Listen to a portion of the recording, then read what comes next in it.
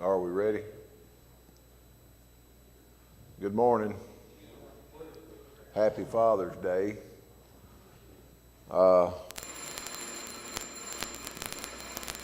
Andy is out of town obviously this morning, has asked me to fill in for him, and he told me just to teach on whatever I felt pertinent to teach on, so that's what I'm going to do. It's a study of a longer apology, just an introduction rather to a longer apology about worldviews, worldviews in not only in our culture but also in the church, and it's something that we don't consciously think about a whole lot. I don't believe in the church. We don't, I don't think, consciously think about our worldview. But it's something that I do think that we need to be conscious of. It's something I think that we need to be very purposeful about as far as shaping not only our worldview and not allowing our worldview to be shaped by the world and the changing culture around us, but to keep a very strict Bible-based worldview. Because we know that our culture is changing around us. It doesn't take a real smart feller to figure that out. That the world's changing in ways that many is in our church and in our Christian ideology don't like, but it is indeed changing. I'm going to start with a quote that says, "The tragedy in American culture is that thinking has given way to feeling. Pragmatism has replaced principles, and how-to has taken the place of how-come." And I think that's a very true statement, that we just have allowed our feelings to overcome our logic, so to speak.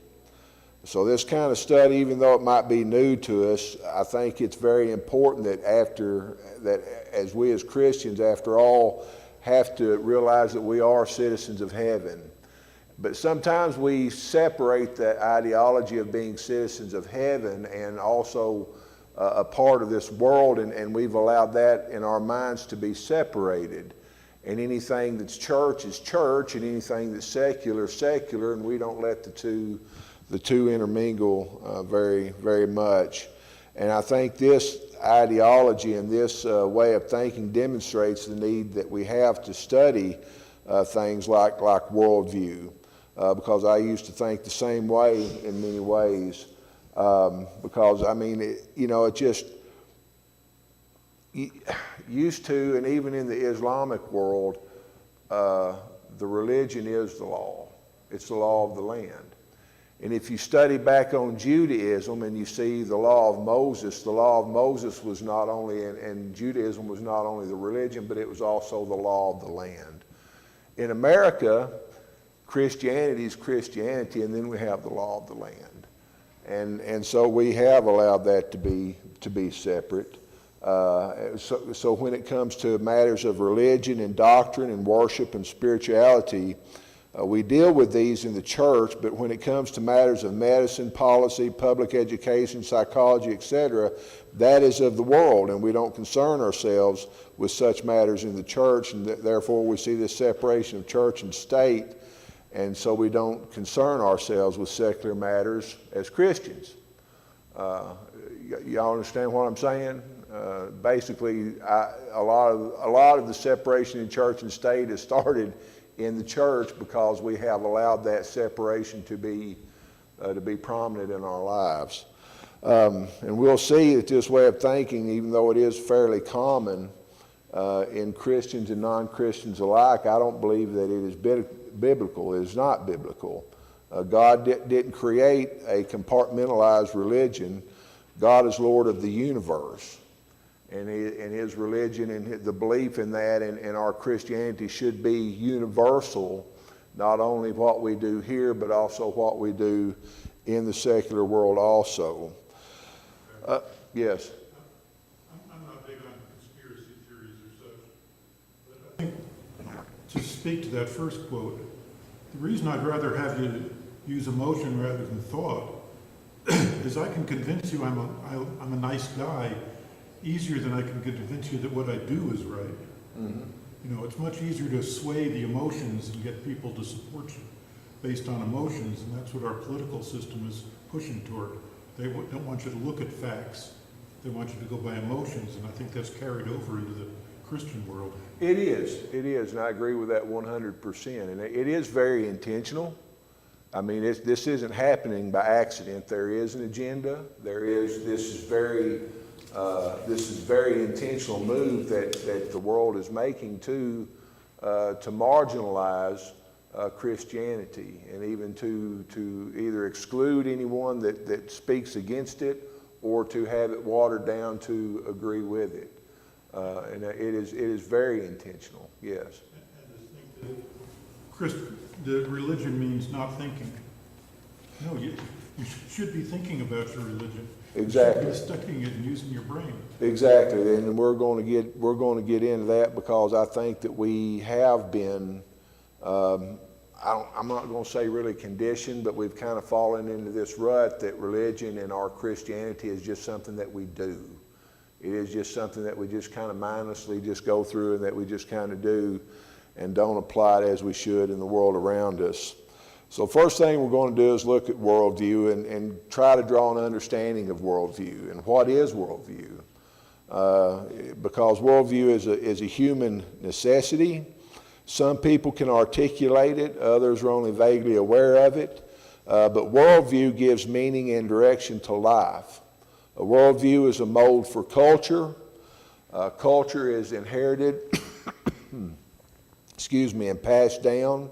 What can be observed in a culture is a reflection of its underlying ideology, which gives reasons for the culture's customs. Culture suggests the way a group of people may appear to an anthropologist, but worldview suggests also how the universe looks to the group.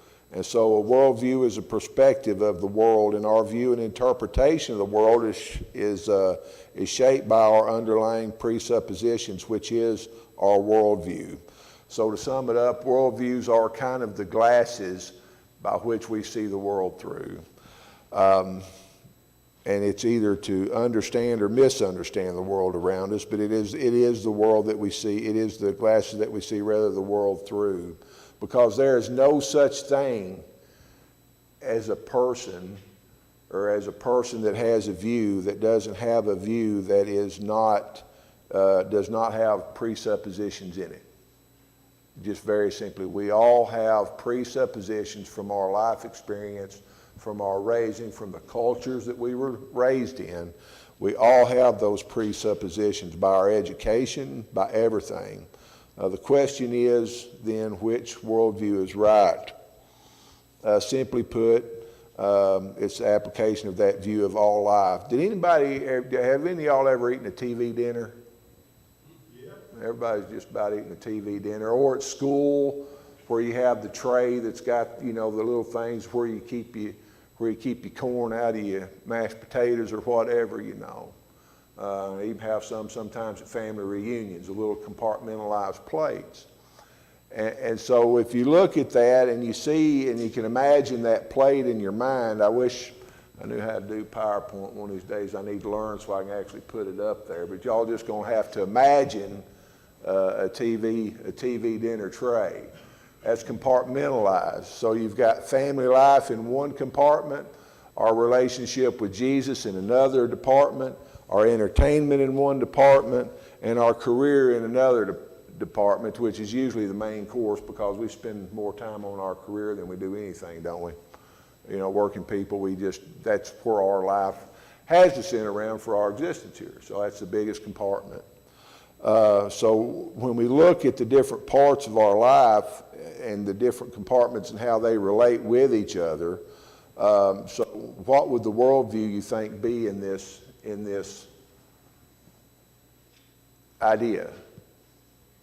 Our worldview is the tray itself. Our worldview is the tray in which everything else, all the other compartments exist. It is the tray. It is maybe a way to organize life. For many Christians, this is how their life is organized. It's got these neat little compartments.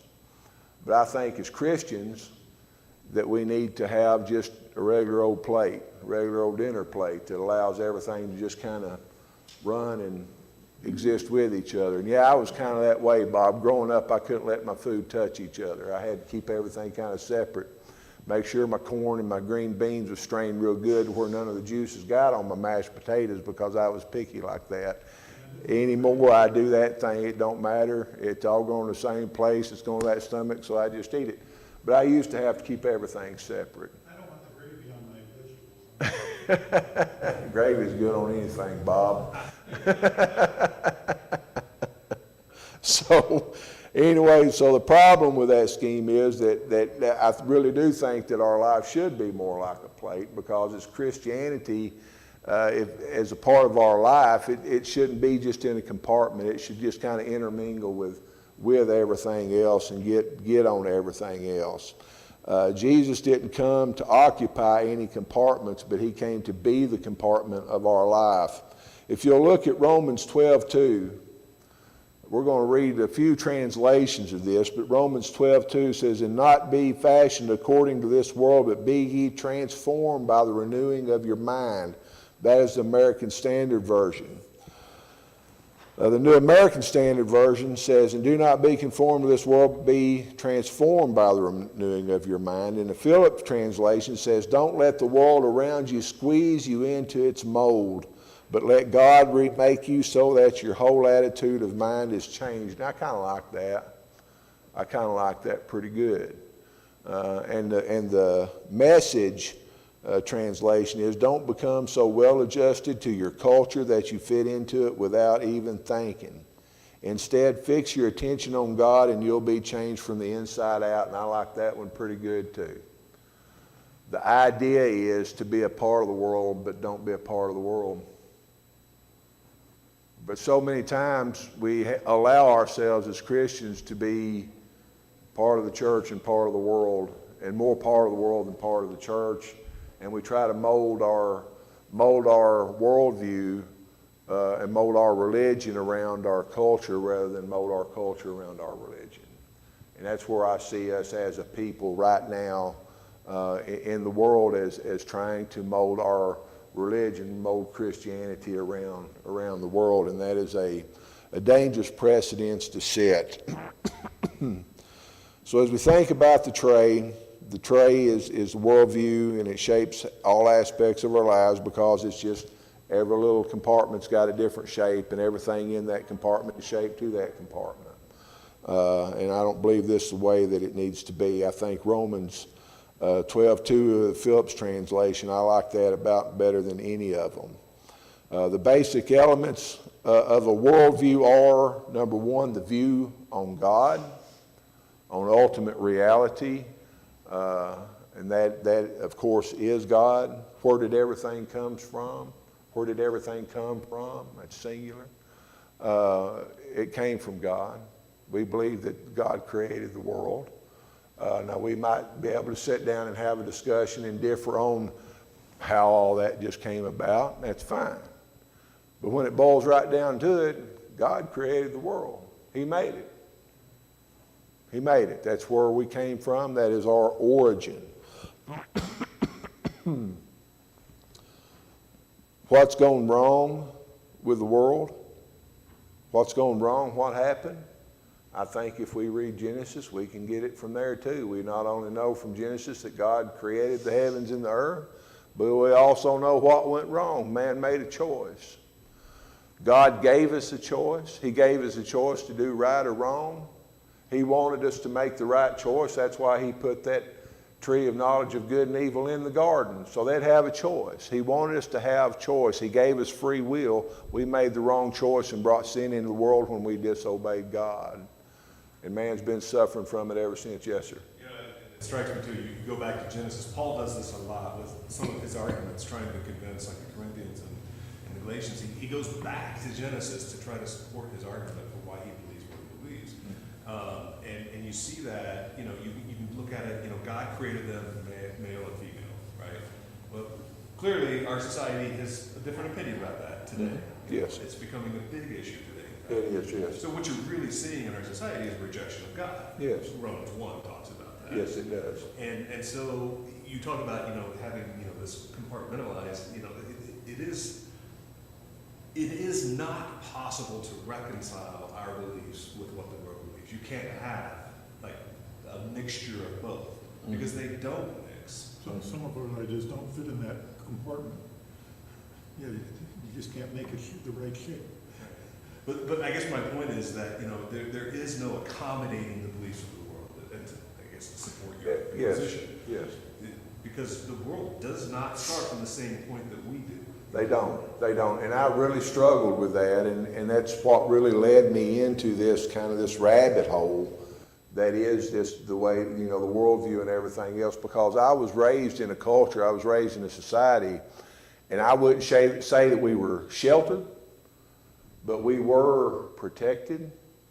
I was raised up in a time to where it was just a given that everybody believed in God. Now, we might believe in God in a different way. I mean, I was Church of Christ. I had kinfolk that was Baptist, and they sang with a piano, and that was just, but when it boils right down to it, everybody believed in God. Everybody believed that Jesus was the Son of God, and even my kinfolk that didn't go to church believed that God believed in God. They just chose not to go to church because they knew and they believed that God was, but they just didn't go. And so even the folks that didn't go to church believed in God in their own way, see.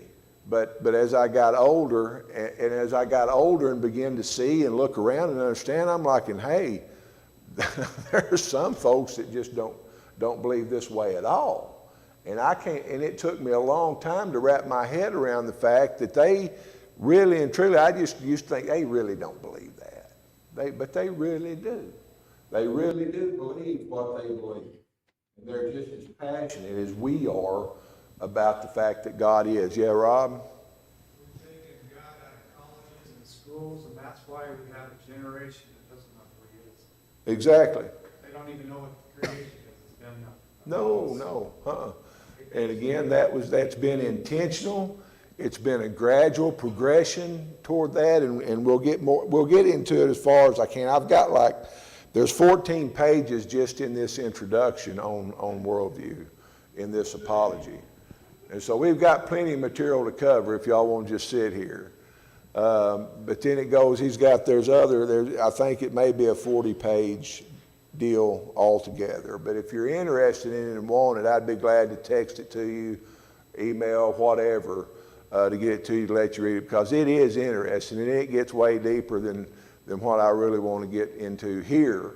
And of course, time restraint. I mean, I've got one Sunday. We might get into it some other time in a series, but if y'all are interested in it, I'd be glad to get it to you. It is good. It's rather dated because I'm not sure when it was written, but it's been several years ago because I found it several years ago. And things have kind of changed and things have kind of shifted since then, but it's still the same decline. It's still the same slippery slope that we see culture going down to. So our view on God, the view on man and what is the nature of man, and frankly, what is the place of man. Part of the reason, again, in Romans 1, is man has really started to take himself way too seriously. We've lost the idea of a pecking order. And anybody that's raised on a farm or that's ever messed with an animal understands the meaning of a pecking order. Or if you've had two dogs in the house, you know the idea of pecking order. One of them's going to be the boss and one of them's not. Austin and Kelsey have two dogs. One of them's a great big old Labradoodle and one of them's a little old 12-pound terrier. Well, 12-pound terrier's a boss. And there ain't no doubt, if you're in their house for more than 10, 15 minutes, who the boss dog is. It's a pecking order. We're all bound by it. Horses have it, cows, all animals. Human beings have a pecking order that we follow. But the problem is we've taken ourselves too serious and thinking that we're the boss when God, in fact, is the boss in the pecking order. And we take ourselves way too seriously as human beings. We've forgotten who we are. The creature, rather, has become the creator, as we see in Romans. And I think that's been a serious mistake that we as man have made. And again, the view on nature. What is man's relationship to nature, and what is it? A lot of people worship nature. Nature is a type of God. Nature is, the whole Mother Earth ideology. And while we as Christians believe that we were given to be stewards of the earth, and we were given to be stewards to take care of it. And I was raised by a Kentucky hill farmer, and there's not a whole lot of people that believe in being stewards of the land more than that Kentucky hill farmer that I was raised by, because he understood that God had given him dominion, and it was a blessing from God. So where did everything come from? What's gone wrong, and what will it take to make it right? What's it going to take to make it right? As we look at our culture, it is in decline. A lot of us want to just throw up our hands and just say, we can't fix this, we're lost, there's no hope, but there is hope. If we have that mindset, if we allow that mindset, it'll be like a cancer to us, and it will be. If we believe it, it will be. But there is hope, and what is that hope? Really? Come on, y'all. Jesus. Huh? It's Christ. Yeah. It's so easy, it just sounds crazy, don't it? People following Jesus. Yeah, people following Jesus. A lot of the reason our culture is, yes, sir. I think I agree with that. Yes, people in following Christ, and Christ himself is the one that fixes it. But I think ultimately what we've seen is fathers and men who have sat down and shut up, and instead of standing up for what is right and standing against what is going on in this culture. Mm-hmm.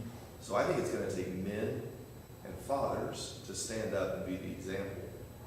And really, from what I've seen in my perspective, is that most of us just say, we don't care what you do, just leave me alone. You can do whatever you want. And so now, we've done that for so long that now society is taking this huge turn, and it's starting to infect our kids, and the rest of society as a whole is taking a huge turn, and it's because we've just sat back and said, just leave me alone. That's exactly what I was going to thank you. That is exactly right. We're going to turn it around when men stand up to be men and be the leaders of their family, the leaders in their church, and the leaders in their society, to be the example and put an end to this nonsense. By our example, by the way that we live, by the way, it doesn't mean that we're going to be perfect. It doesn't mean that we're not going to fall. It doesn't mean that we're going to make stupid decisions. But we've still got to do that. The problem with our culture, the problem with the culture all over the world is that men have stopped being men. They've stopped being fathers to their children. They've been so consumed with materialism that they don't raise their kids. The kids raise up, and we see that it's been a generational thing that's gotten worse. We as men have to stand up and start being what God has called us to be. And until we do that and reestablish the traditional home, it's not the traditional American home, it's the traditional home of a man, a woman, and a child, and follow that godly example that's been put before us, it's not going to do anything but get worse. But that has been the leading cause of our decline as a culture, is because men have not been fathers to their children, have not been the leaders, have not put God first in their life. Yeah, Bob? So to go back to your idea of worldview, I think those men who don't stand up, I agree with you, Jonathan, don't get me wrong, are the people who had a worldview pushed on them. And they've accepted a view that others created. Yes. And, to turn that around, you need men to sit down and, spend some serious time with the Bible and with God's Word and with whatever else they want, and develop a worldview of their own. Yes. And say, this is what I believe, and I'm going to stand up for it. Because I'm not going to stand up for what somebody else believes. To expect But me it's to do easier that to follow, Bob. It's easier to follow, and the powers that be know that. And the people behind the agenda that's pushing all this through knows that. It's easier to follow than it is to form your own opinion and stand on that opinion. And we see that it's a slippery slope that we've gone down that is it's sad really to see. You gotta see that in the light, I think, too, of when I was in school, people looked up to smart folks. Mm-hmm. When Tommy was in school, you got laughed at for being the smart folk. Mm-hmm. Yeah. You know, and culture said, oh, no, you don't want to be, you know, what are you, some sort of rocket scientist? Well, yeah, that's okay. In my day, that would have been, wow, you're a rocket scientist. Yeah, yeah. Because they'd rather work with, the powers that be would rather work with emotions than powers of the world. Yes. Because then you're not thinking, then you're not forming your own worldview, then you're Exactly. not willing to Exactly. stand up and make your opinion heard. Uh-huh. Exactly. And I'm saying too much, sorry. Nope, you're right on target, Bob. And it's not merely academic, it has practical applications to all life. It is actually the next point. Example of this, say the effects of ideas are not limited to philosophical discussions in university classes, but they have serious consequences. If everything happened by accident, then morality is nothing more than an illusion and a subjective construct. The idea behind that is, and I believe, and I've argued this with atheists, agnostics, whatever, that even our moral structure is Bible-based and God-based, whether you believe in God or not. God is so ingrained in Christianity and religion, maybe not Christianity, but religion of some kind, and the belief in God is so ingrained in everything that even our morality is from, because if everything was by accident, then who sets the precedent for morality? You see what I'm saying?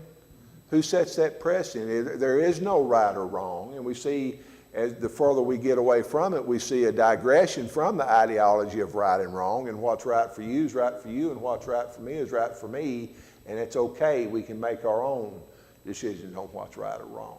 And we create our own morality, and that's kind of the idea that's being pitched and the idea that's being accepted. It's where we're going, but when it boils right down to it, right and wrong is from God, because God said it, and that's so ingrained in human beings that they don't even recognize it as being that way. But without God, there can be no right and wrong. Does that make any sense? Sometimes I get chasing a rabbit and I forget to run him back around the stump. But we've got to just understand that God is the source of everything. You know, the source of everything. And it's not anti-intellectual.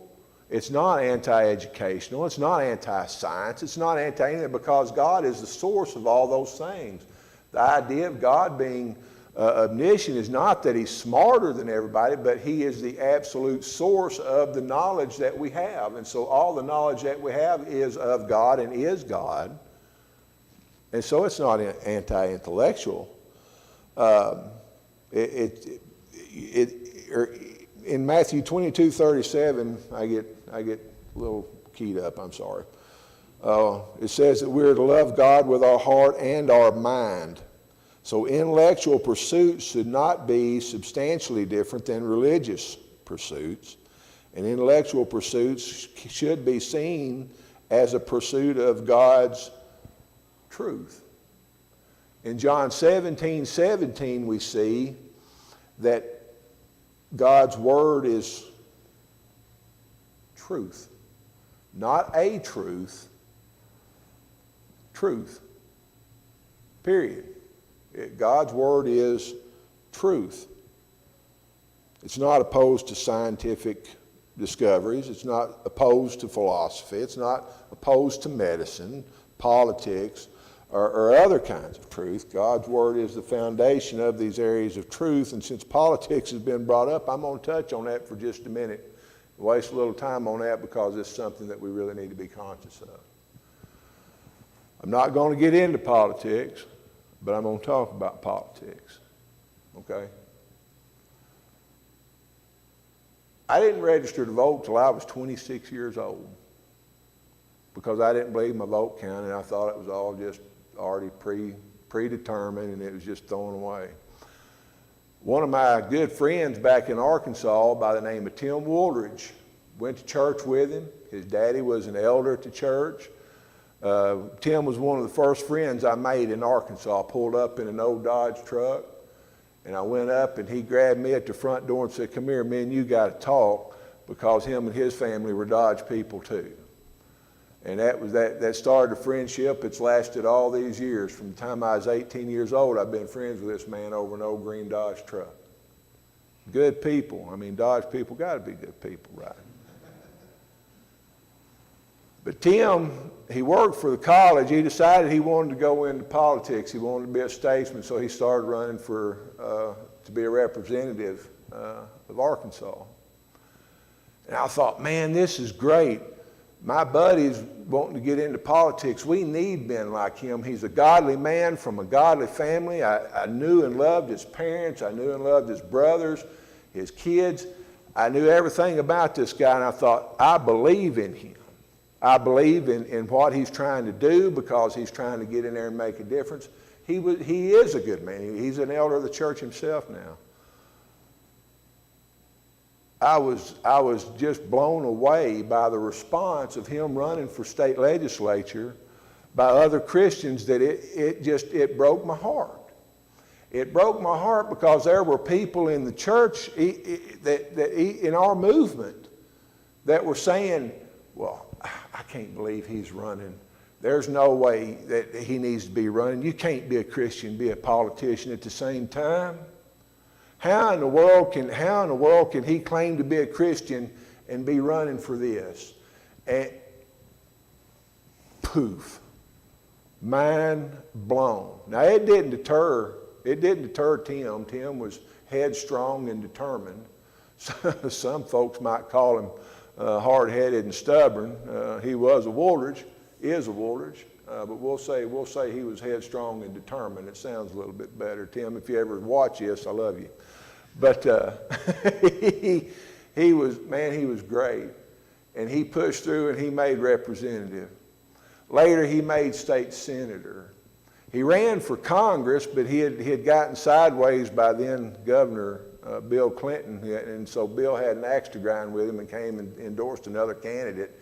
So he lost in the primary, which that was the year that Arkansas turned red anyway, and a friend of mine, Rick Crawford, ended up getting to be the congressman, which worked out good because I played music with Rick and I got to travel all over the country, so that worked out all right. Sorry about, but the idea, I'll get back to it, I'm bringing her back around the log now. The idea was that a Christian can't be a politician. That if you claim to be a Christian, you can't serve because it's so dirty and it's so corrupt and it's so messed up that there ain't no way a Christian can serve. And how sad is that? It's pitiful. If we as Christian men and women are electing these people that aren't our leaders, they're our representatives, and never forget that.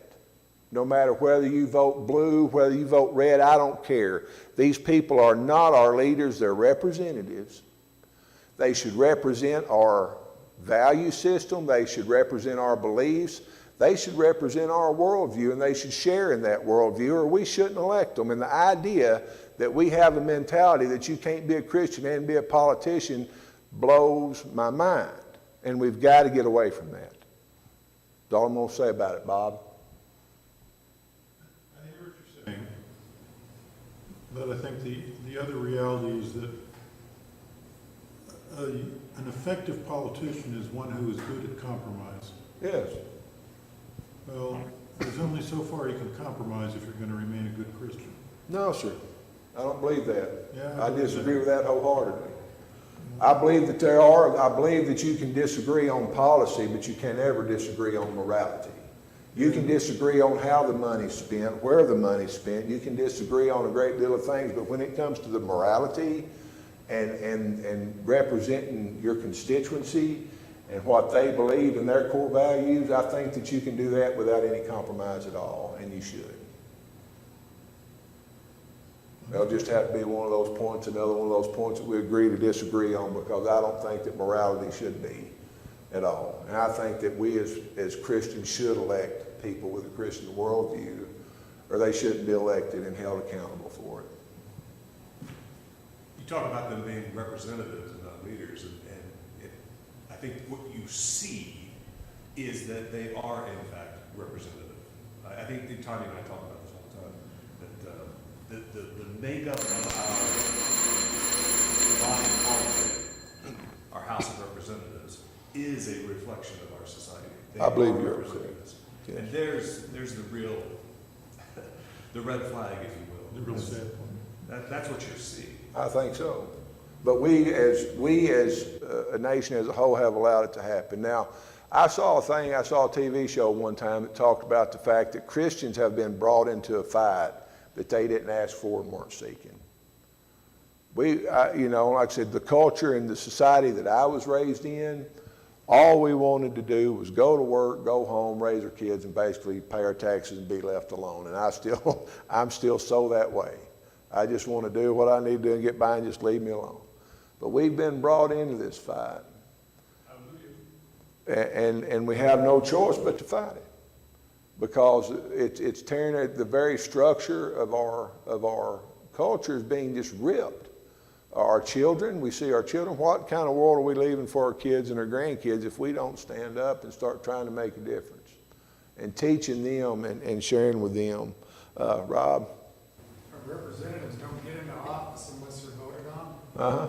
So if they stand up and say, this is what I believe, and people elect them, that's what the majority is saying. Mm-hmm. Yeah. This is where we stand, this is where our morals are. Yeah. If they don't get elected, then it can sway to their worldly views. Yeah. Yes and no, because I believe that there are enough politicians who stand up there and say whatever they think that the most of the people want to hear, with little regard for what they're actually going to do when they get in office. Yeah, but if you're gonna run for office and that's what your morals are and you're representing what you believe, and people vote you in, hopefully you have the guts and the stamina and the boldness to say, this is where the line's at. If it really was what you believe and what you're really standing up for. And if they're not, you just need to be a one-term representative, and we'll find somebody else that does. And pretty soon the message will be brought across that we're not going to tolerate this, and this is what the people want. What we have right now is people that are swayed by money or corruption, whatever it might be, Exactly. that is swaying them not to stand up for moral values. Yeah. Yes, sir. The only way that changes is you have somebody that has the guts enough and bravery to say no more. Yeah. I was gonna say, food for thought. What happened when Jesus touched the paralytic and spoke, or touched the leper and spoke to the paralytic? So, by us being a representative, God is sending His holiness through us, which is Christ in us, into the community as a whole. Yeah. It should bleed over. It has to bleed over. Again, we can't have TV dinner trays. We have to have a plate.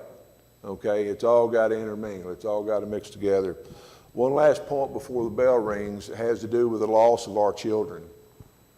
The loss of our children to the world, the loss of our children in the church, has a great deal to do with the worldview that we've allowed in the schools and in our education system. Children are subjected to a worldview that is not Christian, and they're often unaware of it. Christian children often become hostile when presented with an authentically biblical worldview and look at it, well, that's his beliefs, that's my dad's old archaic beliefs, and it's not mine. I've heard that so many times. And kids, I just don't believe that's old-fashioned. That's not the way that we need to believe anymore. Which belief is right is not often a concern. And to take a stand in biblical teaching is often seen as dogmatic, closed-minded, and backwards. We're accused of hate. The love that we have and the definition of love that we look at is love is seeking one another's greatest good. And to seek someone's greatest good is not always to allow them to take the wrong path. Sometimes it's a hard discussion. A lot of times growing up, it was a switch from my mama. She didn't do it because she hated me. She did it because she loved me. And frankly, I'd probably be in prison or dead right now if my mama hadn't whooped me, just because I was just that kind of kid. But the loss of our children has a great deal to do with it. 2 Peter 2:18 through 21 talks about the lie of non-biblical worldviews. The worldview and philosophies in our education system, it promises freedom, it promises a better life and all these things, and instead it has opposite results. History has already borne this out time and time again. The Marxist socialism that is being taught in our schools, in our education systems, in our colleges, is destructive. And that's one thing I got to call. I seriously believe that's why my son quit college. He called me and he said, "Dad, this professor is teaching straight up Marxist socialism," and he was right. And he's an electrician now. He didn't want to have anything to do with it. But we see that it teaches something that it can't produce. It doesn't produce freedom. It's bondage in so many ways. The failure of naturalistic science, life is not better. The naturalistic humanistic view of life is not better because it devalues life. And our culture as a whole right now devalues life. You see what's going on in Canada with the assisted suicide, with all this, it devalues life. Bob? 2 quick points. If you think our kids aren't being challenged, you need to go listen to John Flusco teach that class. John doesn't tell you anything. He just asks questions. And he's constantly prodding these kids. Why do you believe that? Figure this out. Why does this make sense to you? And they're going to leave that class knowing what they believe. Mm-hmm. The other one is a statistic I was interested in for a long time. The churches have a gap from about 20 to 32, 33, where children raised in the church leave the church. But then they get married and have kids and they come back to the church because they want their kids raised in the church. Some. Surprising numbers. Yeah. I had a friend, a guitar player friend, that talked to me about he had been raised religious. He'd gone to church and had quit. Him and his wife had both quit going to church. And he was talking to me one day about how he could raise his kid to be, his little daughter to be, believe in God. And I said, well, take her to church. It's very simple. I said, if you take her to church, she'll have a choice to either believe or not believe. She can either stay or go. But if you don't take her and she doesn't have that exposure, then you really haven't given her a choice at all. And a lot of people, they don't really give him a choice at all because he didn't. But some do. Yeah, some do come back. It's the idea of raising them up in the way that they should go when they're old. They won't depart from it. That don't mean they might not make some ignorant decisions in between. But a lot of people do come back. So any other questions, comments, exhortations, admonitions, or confessions before we dismiss? If not, I appreciate the discussion. And we did, by the way, make it to page 6 of 14. So if you're interested in any other, they want to